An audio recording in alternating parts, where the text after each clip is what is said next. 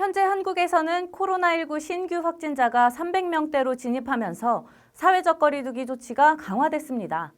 한편 미국에서는 하루 신규 확진자가 무려 10만 명을 훌쩍 넘어서고 있는데요. 그럼에도 불구하고 아직 마스크 착용에 대한 찬반 논란이 이어지고 있습니다. 반대론자들은 마스크 착용을 강제하는 것은 개인의 자유를 침해한다고 주장하는데요.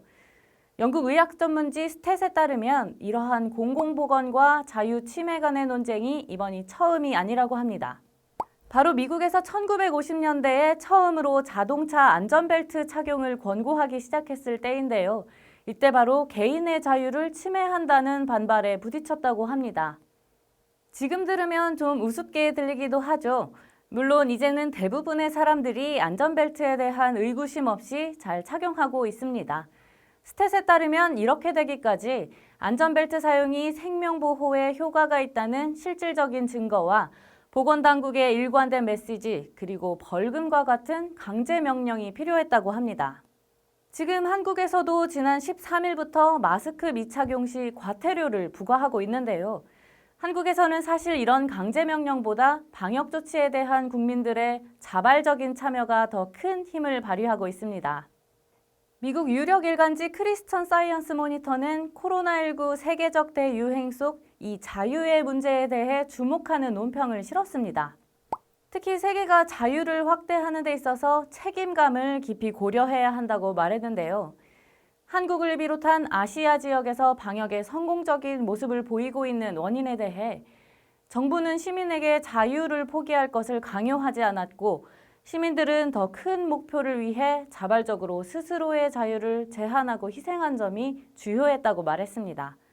또 이러한 사회를 확대하는 일이 민주주의의 다음 도전과제라고 전했습니다.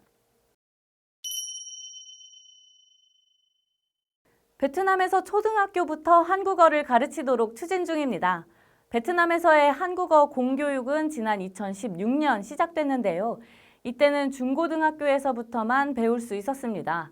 베트남 정부가 이보다 더 앞선 초등학교 교과과정부터 한국어를 가르치겠다는 것은 한국과의 교류가 더 중요해졌다는 뜻일 겁니다. 비단 베트남에서의 한국어 교육뿐만 아니라 아세안 10개국과 한국의 교류 협력이 점점 더 확대되고 있는데요.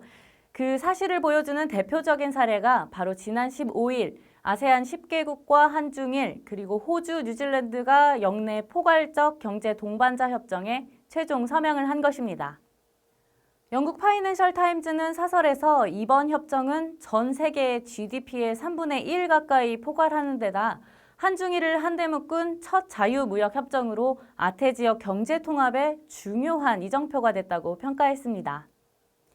또 이번 협정을 통해 더 큰 번영으로 가는 최선의 길은 역시 자유무역임을 상기하게 한 중요한 계기라고 전했습니다.